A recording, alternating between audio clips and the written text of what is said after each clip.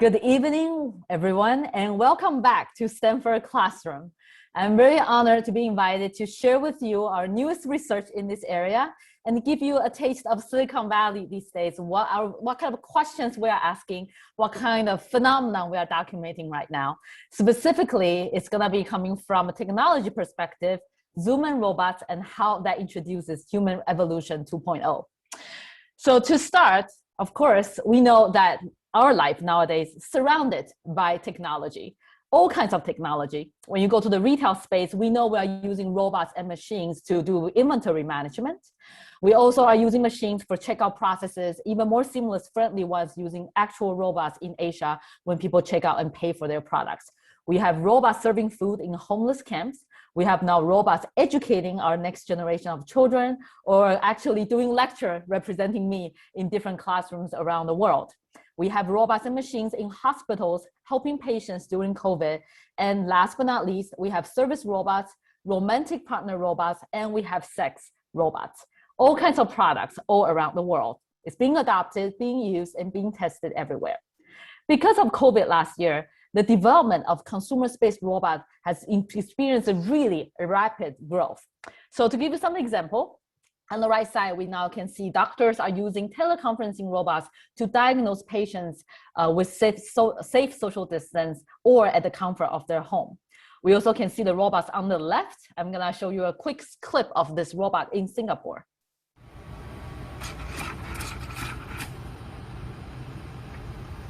Let's keep Singapore healthy. For your own safety and for those around you, please stand at least 1 meter apart. Thank you.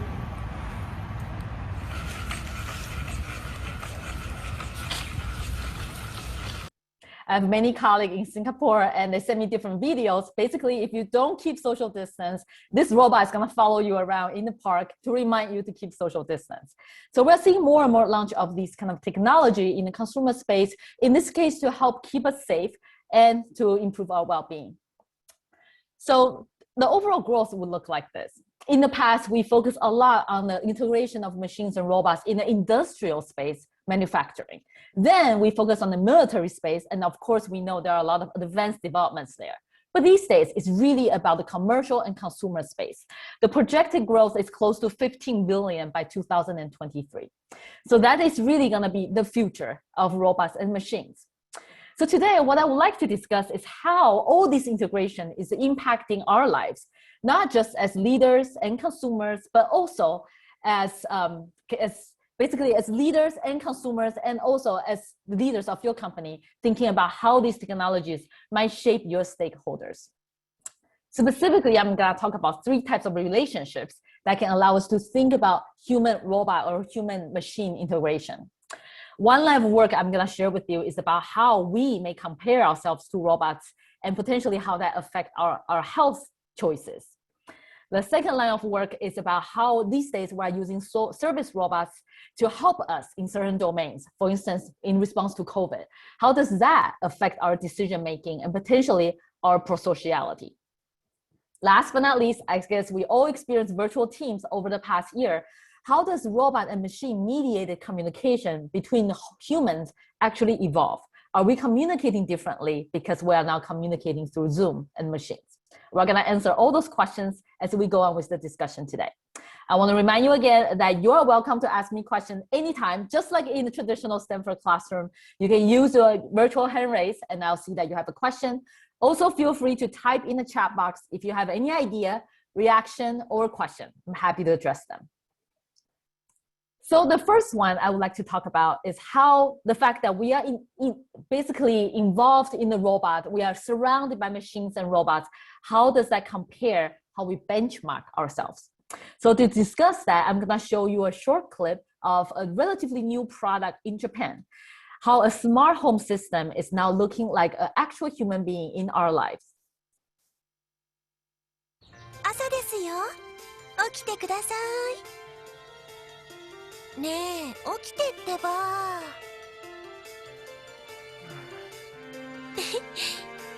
おはよう。おはよう。あ、今日雨が降るかもしれないから傘持って行って。急がないと遅刻しちゃうよ。行ってきます。いってらっしゃい。気をつけてね。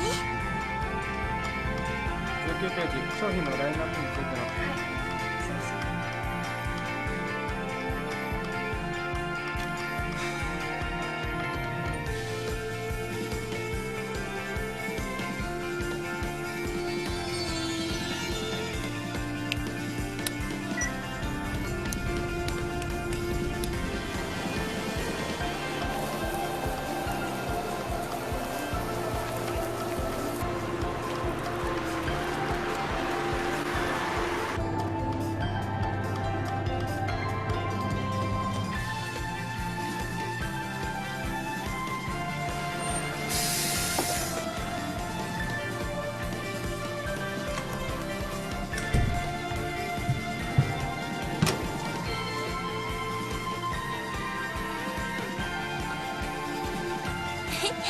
おかえりなさい。なんかさ、家で誰かが待ってるっていいもんだな。さっき思ったんだ、帰ってくるとき。おやすみ。おやすみなさい。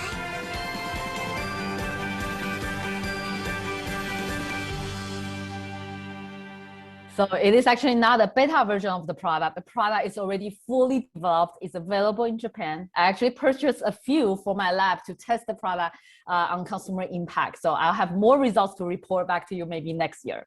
But for now, all we know is the product like this is available. They basically serve as a partnership function in our life.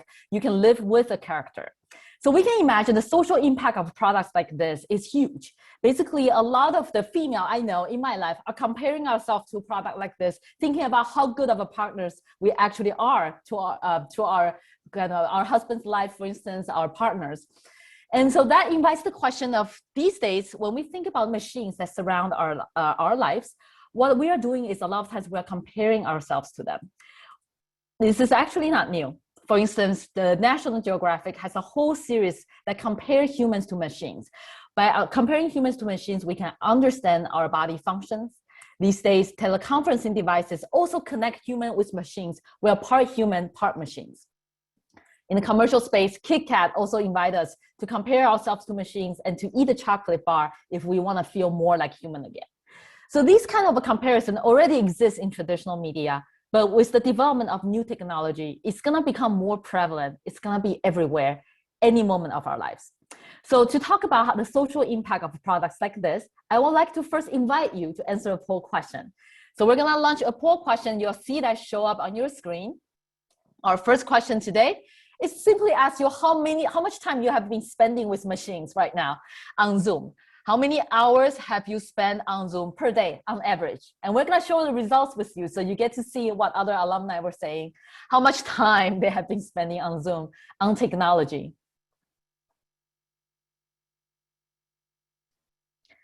So we're going to give it a few more seconds for people to put in their votes, and then we're going to share the results with you. All right, I think we have about 80% of the votes. All right, I'm going to close the poll in 3 seconds. 3, 2, 1, share results with you. So I think the majority of you spend about 1 to 3 hours or 3 to 6 hours. 2 poor people spend more than 9 hours on Zoom. My condolences, that's a lot of time. So we spend a lot of time with technology, and for our MBA students these days, they are spending close to 6 to 9 hours per day because they have to take classes here, they have to meet with their teams through Zoom. So it's a lot of time spent interacting with technology. And so we are all facing these kind of dynamic where we are communicating through technology, we are interacting with technology, potentially comparing ourselves to technology. So in our research, we want to find out what's the impact of these kind of devices, these kind of interactions. So for instance, just like typical experiment, we're going to have A/B testing. We have people who actually read or see stimuli or read articles about how humans are just like humans, nothing changes. Or they will be looking at stimuli that represents human almost like a machine as a factory or as connected to technology. Another kind of stimuli will be directly using teleconferencing devices. For instance, you are meeting with humans that just like human, or you yourself is just like this, or you're having meetings through teleconferencing devices, which remind you of the connection between human and technology, potentially the comparison between human and technology. So you are either in a condition where you are just thinking about human, or you are in a condition that potentially you are surrounded by some stimuli that remind you of how human and technology might be similar or might be different. Then we capture different kinds of choices people make. Specifically, in this case, we were curious if people are becoming more or less healthy as they do more meetings on Zoom, for instance. So we actually capture people's food choices, what they actually want to select when they're surrounded in a human environment versus more of a machine environment. What kind of food do they want to consume? I want to invite you to guess the results. So we're going to launch our second poll question for you to guess. Assuming you are the researcher, you are in my research team, what do you think will happen? Or maybe based on your own Zoom experience in the past, especially our 2 alumni who spend more than 9 hours on Zoom per day, what do you think will happen? Or what happened to you over the past year? Were you healthier, less healthy? Maybe it depends. Maybe no change at all. Again, put in your votes, and then we're going to share the results with you.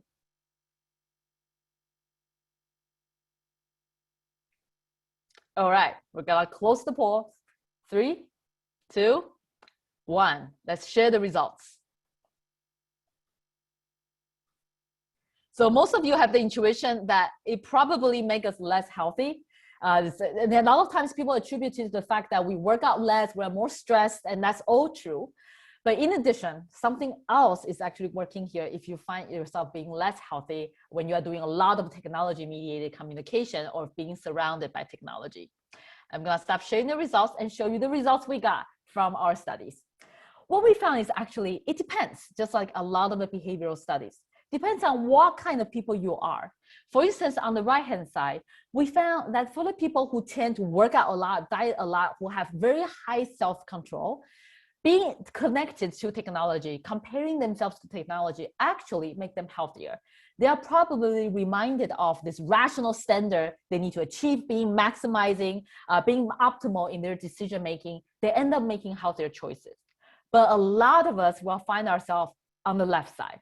On the left side, what we found is that as you interact with technology more, you are reminded of this human technology difference or this comparison. It actually backfires. It makes us eat more Kit Kat, basically, choose more chocolates, high calorie food, potentially less healthy, just like your intuition suggested.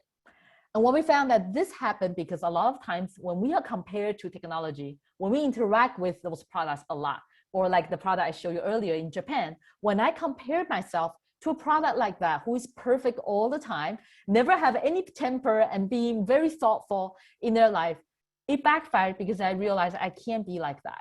That perfect standard that machines and technology represents actually remind us of the fact that we can't be like that.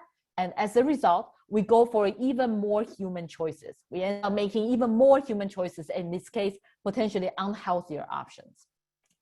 So that is one finding I want to share with you because that suggests many takeaways. Suggests that your stakeholders in your business, for instance, or in your personal life could automatically be comparing themselves to robots and machines. As you integrate technology into your enterprise, a lot of times we focus on thinking about the improvement of efficiency, but at the same time, we need to be mindful of how that affects the well-being of our employees, how it affects the well-being of our kids if they're learning through technology all the time. Our findings suggest that a lot of times when that happens, people naturally compare themselves to the optimal functionality of technologies.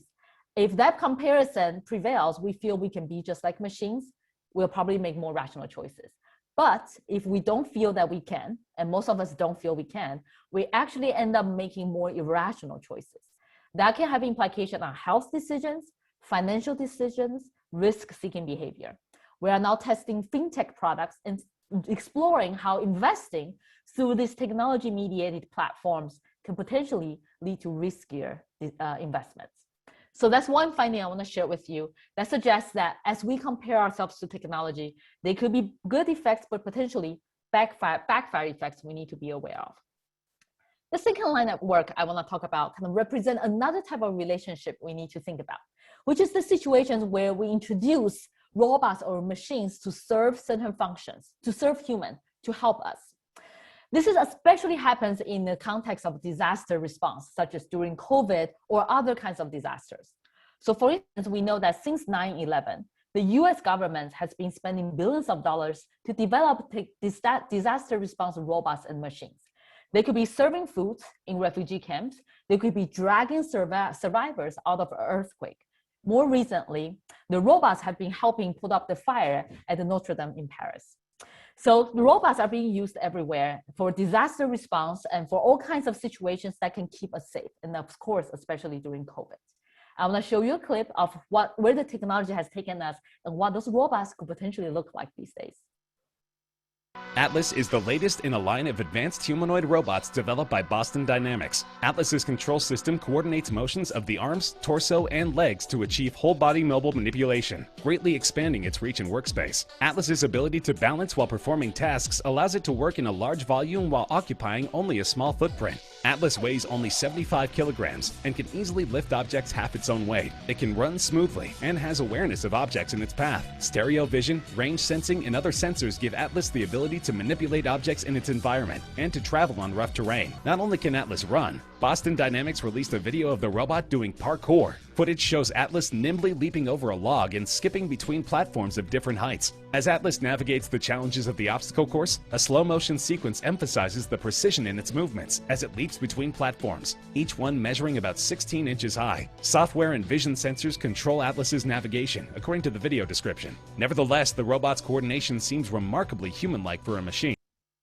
So first, I want to remind you of our first research finding, the fact that we see a machine robot like this, it's going to make us compare ourselves to them and think about the rescue response, disaster response teams that are made up of humans.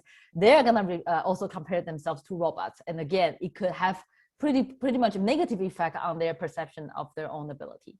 But even more importantly, we are curious in this research how the integration of these kind of robots could affect our own prosociality.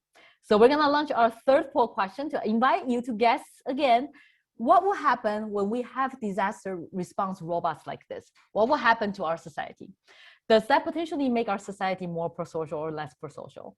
These kind of films are actually everywhere on YouTube right now. People, our teenagers, young generations, they are watching these videos, understanding how these robots could potentially help us when there's a disaster. These robots were usually the first response team that were sent to a town to help people there. So we're curious how that affects actually the prosociality of our next generation. Will they be willing to help people or not? I think our alumni are going to be great researchers because you have great intuition on where things go. So cast your vote and we're going to wrap up the poll very fast in a few seconds. All right.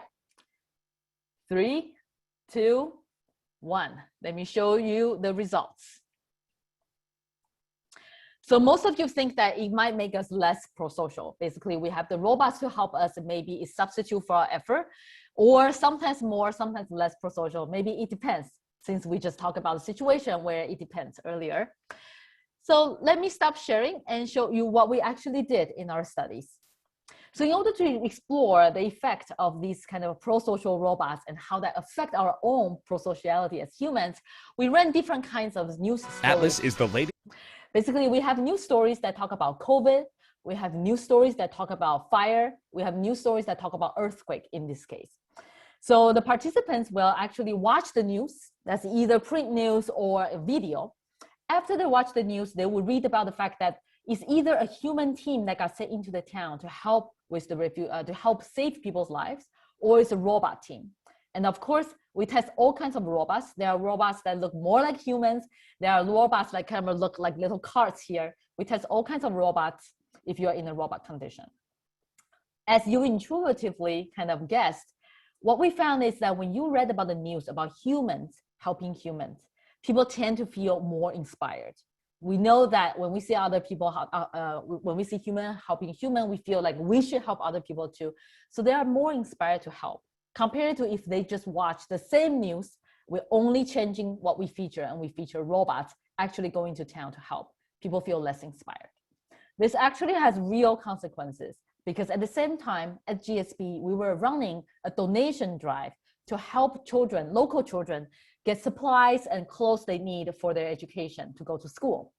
What we found is that depending on what kind of news you actually watched, you not only feel less inspired when you watch the robot news, when you have a chance to donate, not to help the people in the news, but to help your local community, to donate your used clothes and stationery to help children in Palo Alto, for instance, in the Bay Area, people are less willing to help.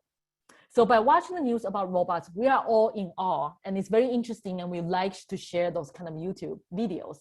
But as a result, it actually led to quite negative consequences here, making people feel less encouraged and potentially making them less pro-social and less willing to help others. Of course, we can't just stop here as researchers. We are exploring solutions. One solution that we found that could potentially help people make people more willing to be pro-social and help after watching the robot news is to reframe what's the relationship between humans and robots. So for instance, in one study, what we showed is we tested if we can frame robots as humans partners. So for instance, from the management literature, we know that in an organization, you can have all kinds of relationships. You can have hierarchical relationship or more like a teammate, parallel, equal relationship. So in one situation, we told participants after they watched the news, they saw the robots, we told them that these robots are actually like teammates to humans.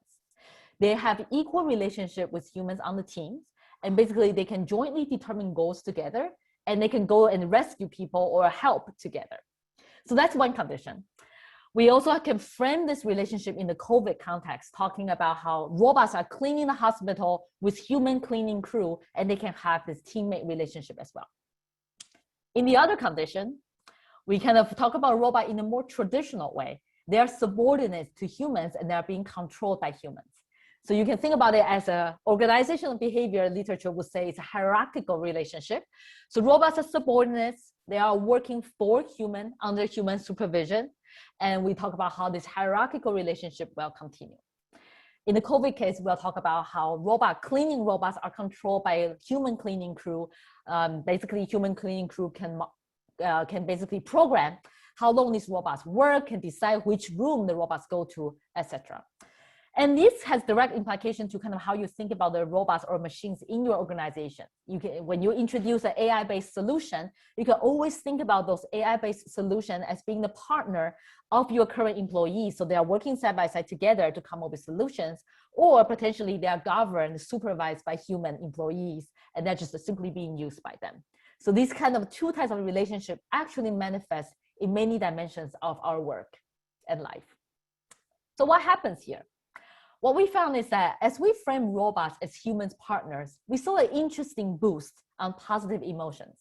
So as people read about how robots can potentially work as partners with humans, they feel more encouraged after watching the news about robots actually helping putting out fire or cleaning the hospitals during COVID.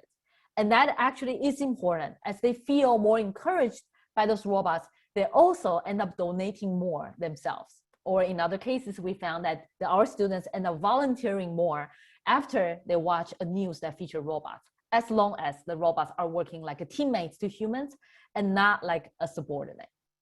So what we found through this research is that in some way, seeking robots' help is not bad, but it's important how we frame that relationship. If we feel like robots are just assisting our stakeholders, such as assisting our customers or employees, a lot of times as humans, we simply feel we can outsource all those efforts, and that makes us less willing to actually coordinate and help others.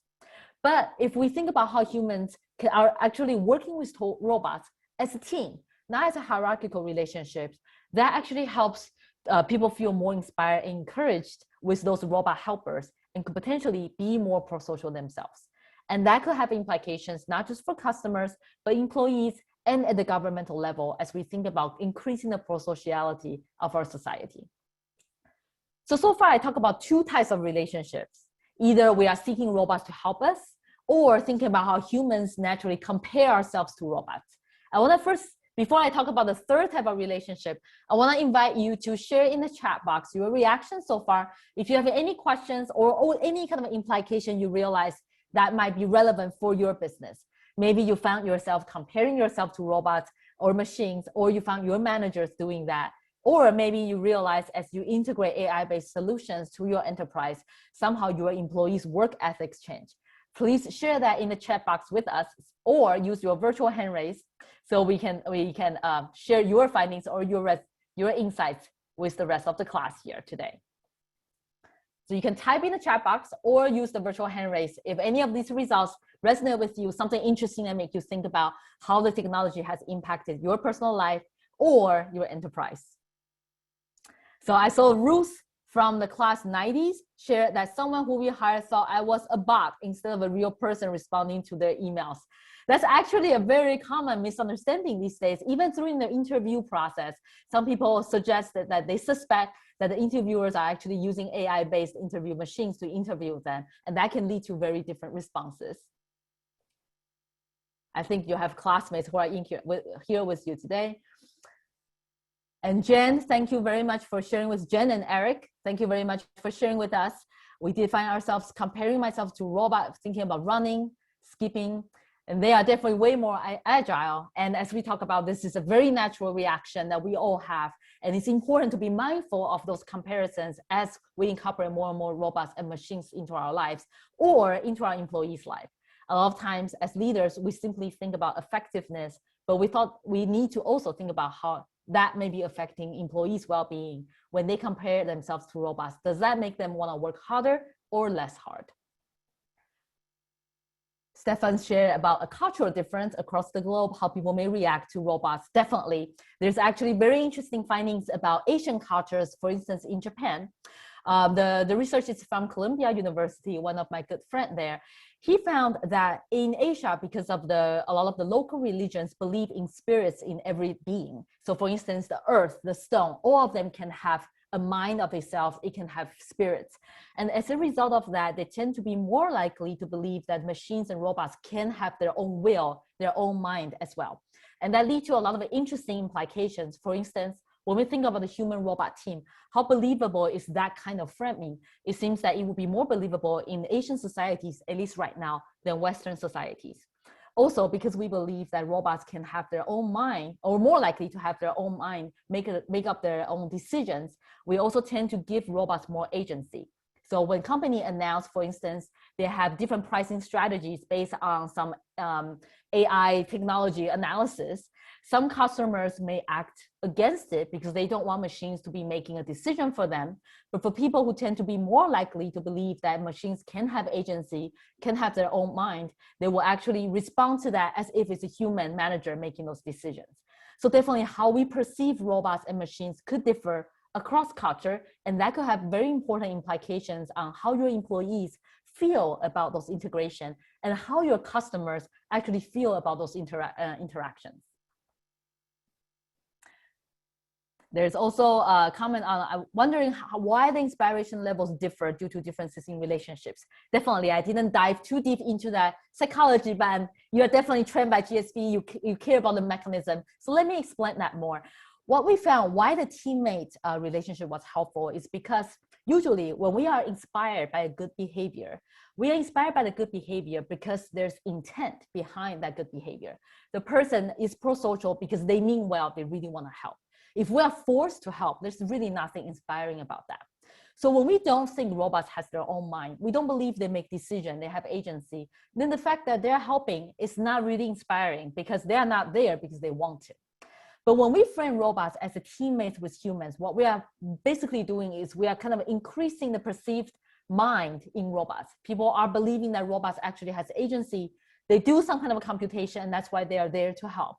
And in that case, we're more likely to see robots almost as human. We appreciate the fact that they're helping, and that makes us more inspired by the fact that there is a robot-human team helping. I also see more sharing here about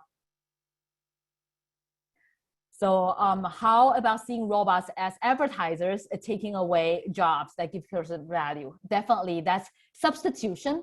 And that's another part that's important when it comes to how society is thinking about robots and how that's substituting different jobs and offerings. And of course, the general response is kind of along the line of the first research I shared with you. We compare ourselves to robots and machines and we feel less capable. And that could potentially hurt how much I want to work. And hopefully the next piece of research I'll share with you will help to alleviate those concerns. There are unique things that humans are especially good at, and I'm gonna share with you next on that. One final piece of comment, Madeline said, I actually see robot as a way to free the humans to work on something higher. And definitely, I think a lot of the findings we have is suggesting it's not just one direction. It's not just having robot is bad or having robot is good. It's about how we integrate that, how we think about that relationship, how we think about a human robot or human tech team in the future. What kind of a task we give human to do, and what kind of a task we actually should give robots to do.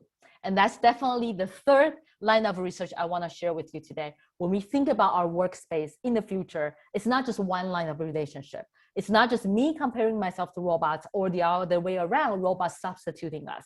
A lot of times we literally have a virtual team where human communicate to humans through robots, and robots or machine is part of how this team is formed. And that's the third dynamic, the technology mediated space. So for instance, my student and my colleague have a project where they look at virtual teams. We can think about idea generation, brainstorming ideas, building teams online or offline. Before COVID, usually most teams work offline. We see each other in office space, we work together. Because of COVID, a lot of teams move online.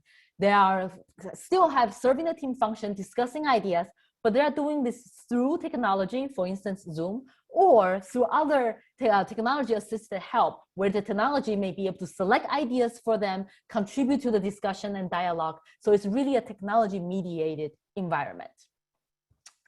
I'm gonna launch our last poll question today. Before I tell you more about the research and the finding, I'm gonna ask you to guess the results here. So our last poll question here, on creativity. Is that something unique to human? So as you think about your virtual teams, as your team moves to Zoom and now they are forced to actually brainstorm, generate idea through technology, and there's really no other ways to do it, do you think your team become more creative or less creative? What was your observation in your industry? Does virtual team work? And of course, our alumni come from all kinds of industries, different areas, and all around the world. So I'm personally very curious to find out also, is virtual team actually working for you when it comes to idea generation? All right, we have gathered a lot of responses. We're gonna close the poll in 3 seconds. 3, 2, 1. Now let's share the results with you all. So most of the intuition here, or your experience, is that it seems to become less creative, although a decent number of people also found that they were becoming more creative, or sometimes more, sometimes less. And that's where we really need to discuss what kind of a task we need a lot of human elements in, and what kind of a task actually could be technology mediated. So let me stop sharing this and let me tell you a little bit more about the research project that my student and my colleague worked on. So what they did is they actually collaborated with Nokia all around the world. They went to Portugal, Finland, India, Hungary, and Israel. And of course, all of that is pre-COVID. They basically worked with the company and tested their ideas with the teams there. So the teams are either generating ideas in person, just like what we did, what we all did before COVID, or they went into rooms and they have to work with teams with the help of technology. So using Skype, using Google, using Zoom. And their task is very similar. They are generating new product ideas for Nokia. And these are engineers. What they found through all these field experiments across different countries is that actually it depends on the type of task. Sometimes the virtual team can work better, and sometimes the in-person team works better. Specifically, if we think about generating ideas, in-person meetings seems to work better. When people are meeting face-to-face, they are more creative. They tend to think outside the box. They build on each other's ideas more. They end up generating way more creative ideas than having to communicate through technology. But when it comes to idea selection, so assuming you already have a pool of ideas, you're trying to figure out which one is the most effective. You're trying to sharpen, trying to kind of have a really rational approach and thinking about whether ideas meet all the criteria. In that case, actually the virtual team consistently performed better. The explanation here is that as you communicate through technology, your cognitive focus is sharpened. You are more focused on specific dimensions, and in some way you also think more rationally. And that allows you to pick more smartly and more effectively. But when it comes to generating more raw ideas and being creative, actually being able to think outside the box is better. And in that case, in-person meeting was better. So the key takeaway from this line of work is, first of all, if you want your employees to generate ideas, maybe have them meet outside with their masks on. Generating ideas in person can allow them to be more human and more creative. And that's a lot of times what we want in the first phase of idea generation. But virtual interaction can be effective, especially as you want people to be rational, be focused, and you want their cognitive processes to be deep but not broad. And that is where the virtual team or technology mediated decision making can really shine. And at the end of the day, the future will be both. We need to be able to integrate online work with offline work. And as leader, you need to think about which aspect of your business can really benefit from having virtual teams, technology-assisted decision-making, and what aspect of your business actually needs to have the human factor. I also saw some sharing in the chat box.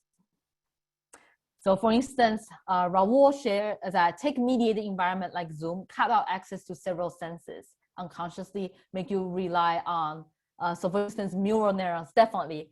There are a lot of sensories, a lot of social elements that will be missing in the virtual environment. And that's definitely right on. And once again, in some cases that make us more rational and focus on certain objective criteria more. But at the same time, losing those sensory elements could be critical, for instance, in this case, for idea generation. So these are definitely important elements as we think about what the future workspace will look like. One more question is about millennials and kids who grew up today with technology. Do they adapt better? One thing we are finding actually with young generation is that they are more likely to believe that technology is just like them and have their own mind. So something that we thought only exists in sci-fi, very foreign, are starting to pick up. So earlier, the topic I talked about, for instance, how humans compare ourselves to technology, is going to be more prevalent for our young generation because they literally see technology as their peers. And of course, we compare ourselves to our peers. So that kind of comparison, wanting to be perfect, could potentially become even more exacerbated with our young generation. The substitution will also potentially happen more as they are more likely to think about technology as part of just like part of their social network. Whatever the technology can serve, they will feel like they can slack off on that as well. As for the idea generation part, we need more data to explore whether people grow up in the space of technology are actually better or worse at generating ideas through media. We'll have to wait for new data to really test that part of the theory. But definitely, this is a very rich area of research that we are very excited to explore more. So today, in the short time I shared with you, I talk about new technology that's surrounding our lives and will be even more so in the future. We talk about how one dynamic is about how we compare ourselves to these robots and machines and how that could potentially affect things like our food choices, our financial choices, investment decisions. We also talk about how service robots coming to help us could be really great, but could also affect our prosociality. And as a society, when we want to facilitate collaborative behaviors, we need to be mindful of where we integrate those robots. Lastly, we also talk about technology-mediated communication, specifically when it comes to creativity and idea generation. There are cases where it helps, and there are cases where it hurts. As the future will have both types of virtual and offline teams, we need to be more mindful about when we introduce those virtual technology-mediated formats. Since I'm a marketing professor, I'm of course gonna wrap up the talk with a commercial that I believe highlight the human elements for us to think about. The human elements about being imperfect sometimes, having imperfect standard, but we are supportive, we're collaborative, and we're creative.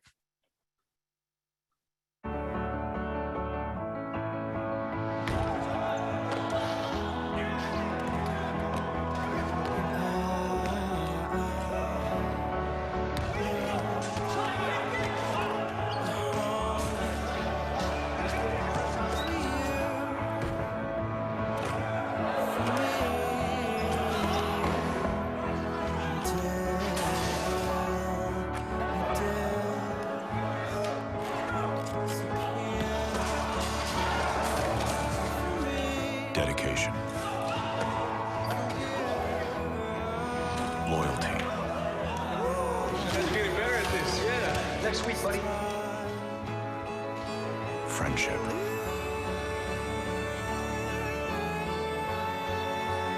choices we make reveal the true nature of our character.